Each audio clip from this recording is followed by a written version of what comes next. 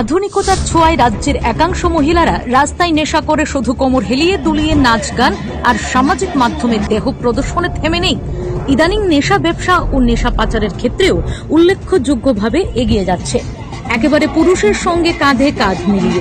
এমনই আরও একটি ঘটনা আমতলী থানার অন্তর্গত মতিনগর এলাকা থেকে উঠে আসছে। মতিনগর থেকে এর আগেও আমতলী থানার পুলিশ একাধিকবার অভিযান চালিয়ে প্রচুর পরিমাণে নেশা সামগ্রী সহ আগ্নেয়াস্ত্র উদ্ধার করেছিল।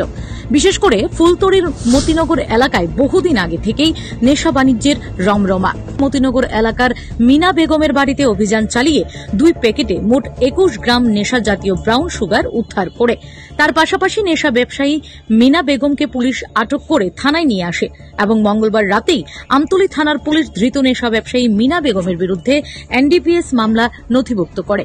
ওই মহিলা পুলিশের জিজ্ঞাসাবাদের স্বীকার করেছে তার সাথে নেশা ব্যবসার সাথে যুক্ত পশ্চিম জেলার শ্রীনগর থানার অন্তর্গত গাবর্তি এলাকার সোহাগ মিয়া নামে একজন জড়িত রয়েছে।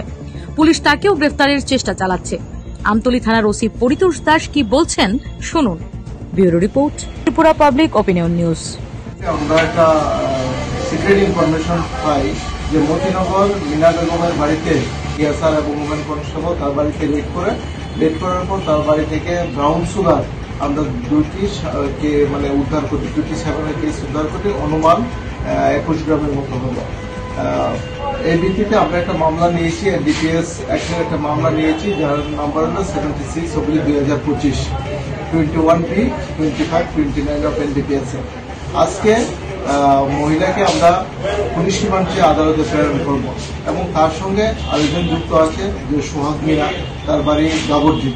তারা এই ব্যবসার সঙ্গে জড়িত, অনেকদিন ধরে তারা এই ব্যবসাটা করছে। বাজার মূল্য অনুমানিক 1 লক্ষ টাকা। Ram Thakur Jewellers, celebrating 17 glorious years.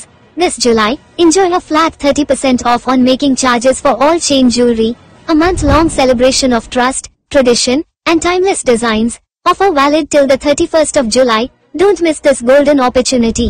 Visit Ram Thakur Jewellers today and sparkle with savings. Central Road, besides of Bank of India and opposite of State Cooperative Bank, Udaipur.